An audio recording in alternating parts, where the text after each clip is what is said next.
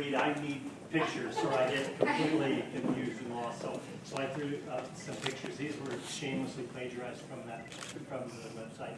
Thank you for having me. I'm really honored to be here. It's great to be able to come down and to see you guys. Thank you all for being here tonight, for everything that you do. I, as we mentioned, joined Sloan Kettering only in August of 2011, so about a year and a half ago. So I did not have the pleasure of caring directly for Isabella. I think we actually did meet one time, if I remember right. But talking to my colleagues, immediately what I learned was that it was my loss. Everyone told me about just, what a wonderful young lady. And they used that specific phrase, young lady, that she was. As they said, she always came in the perfect dresses, beautiful, smile on her face, just looked amazing and wonderful, and just that happy spirit that just captured you. And one story in particular was really quite endearing.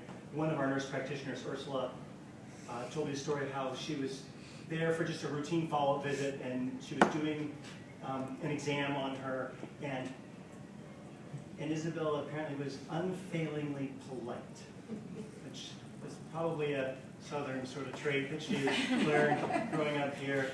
And so when Ursula said to her, it came to the part that all kids hate, which was looking in her ears, she said, "Is it okay, can I look in your ears now?" And Isabella looked at her and said, "No."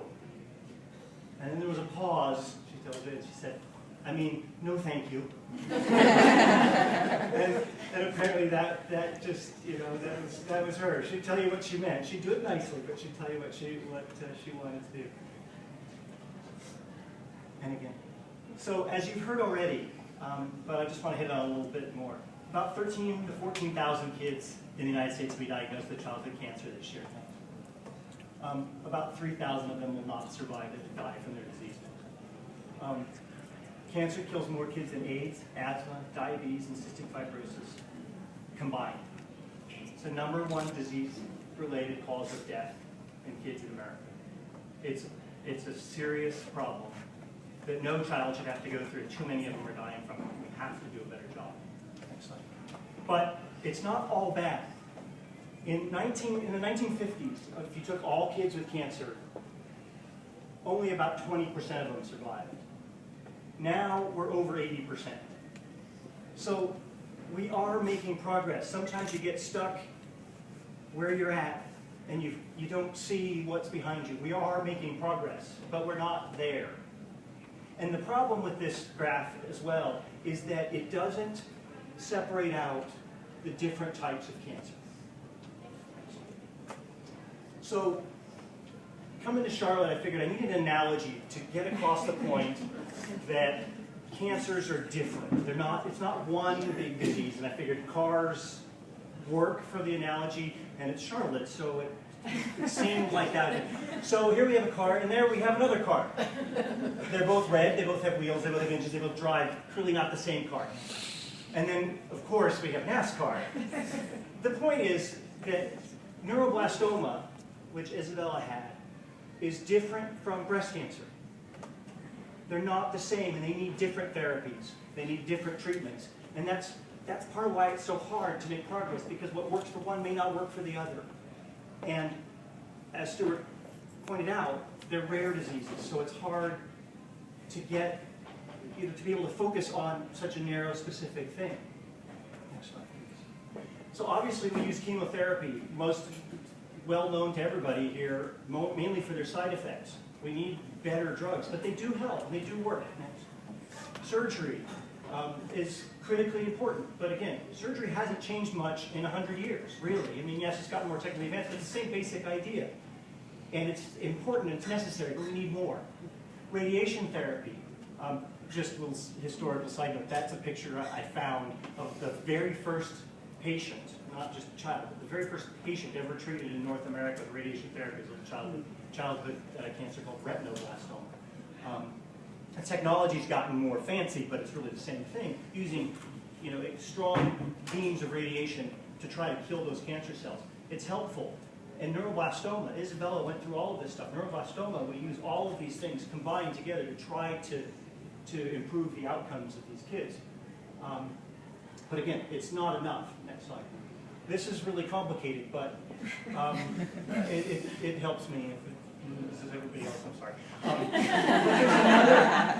There's another area of therapy that's growing in importance called immunotherapy. Basically, in a nutshell, what that means is it means harnessing the body's own immune system, the best thing ever devised for fighting things off is the body's own immune system, and it involves essentially manipulating that system to use the immune system to kill cancer itself, rather than doing it from the outside, essentially helping the body, priming the body to do it itself. So what you see in this picture in the middle, you see this tumor cell, and you see those little black triangles sticking off of it. Those are special, that's a molecule called G2 that neuroblastomas have that other cells don't have. And those things stuck to it, those little Ys, are antibodies. And so what was pioneered largely at Memorial Sloan Kettering and then expanded nationwide to the Children's Oncology Group was an antibody directed towards that target that goes in and targets that neuroblastoma cell and then tells the immune system, you should come in here and kill this cell. And that's what all that other stuff is showing you, that those are other parts of the immune system to come in there and kill that cell. And this has been going on now started initially 25 plus years ago, largely at Sloan Kettering.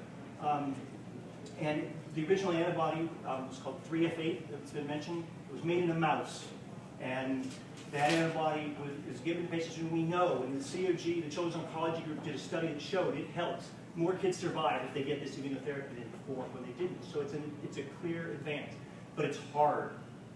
It's painful. Kids need pain, significant pain medications to get through it. It causes a lot of allergic reactions because it's foreign. It's a mouse protein. And so while it helps, it's not good enough. And it still has only gotten us to 30 to 40% of kids with high-risk neuroblastoma like Isabella had survived. So we had to do better. Next. So we said we can do better if we turn it from a mouse antibody into a human antibody. The problem was that we couldn't afford it. And there was a group of parents called the Band of Parents that said, well, that's not acceptable. And they came together and they paid for it. And so basically what happened is in the lab, using molecular biology techniques, they took the mouse parts out, basically replaced them with human parts. It still targets neuroblastoma, but now all those parts that were foreign are gone. And go ahead. And it's an enormous undertaking. I make it sound really quick and easy. And I don't want to take any of the credit. This was all done by Dr. Chung, my boss, who started this program and is an amazing visionary on all this stuff. But you have to develop the ability to make this stuff. It's incredibly regulated. You have to produce it sterilely and carefully. You undergo rigorous quality control. You have to undergo approval from the local institution as well as at the FDA to make sure that what you're doing that what you propose to do with this new drug to children is going to be safe and effective and not going to hurt them, and clear all those hurdles. It takes a long time to finally get to giving it to patients in the clinic, and it's incredibly expensive. And this entire process was 100% funded by organizations exactly like the Isabella Santos Foundation. And we have this newer antibody now, 2 years ahead of schedule, too, because foundations like this exist and because people like you took time to come to raise money to help us do this for these kids. And so it's what you do really matters. And in the end, this is the exciting thing you get. You get some of these little vials in the freezer covered with frost. But honestly, what you're looking at there is medicine that's going to go into a patient to help cure their neuroblastoma because of what you guys have done.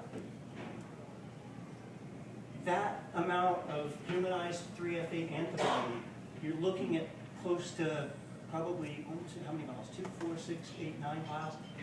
That's probably $75,000 worth of medication.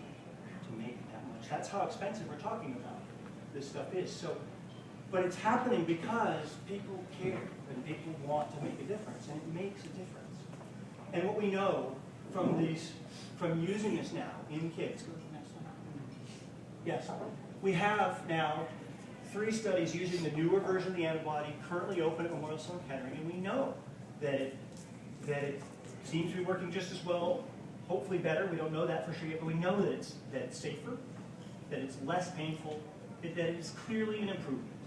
It is clearly better than the mouse version that we had before, that kids are tolerating it better, and it's moving forward. And it's moving forward because, again, because you guys are helping us. And we could not possibly, I would not be standing here telling you about this if it wasn't for people like you guys doing this. So those are going forward. As he mentioned, I'm helping to, I've been given the opportunity to help run one of those, the middle one there. It's really exciting. We're expanding it. It's another thing that I need to tell you about. Turns out that this particular target, this molecule that this targets, is on other childhood cancers, different types of sarcomas, for which there's been even less progress than neuroblastoma made. So now we're treating some of those patients too. Hopefully we can improve the survivals there too. So it's really exciting. And then I just want to mention some other things that we're doing. We have this vaccine trial. So instead of giving the antibody, what we're doing there is we're actually helping the immune system, like a vaccine for measles, to actually target and make antibodies itself to help prevent the neuroblastoma from coming back. So often we can get to what looks like we've gotten rid of it all. I know that happens with Isabella. You do it and you look and you don't see it anywhere and then it comes back. And the idea here is if we can get to that point, then we can make their own immune system keep fighting it from coming back. And that's ongoing, and it's looking really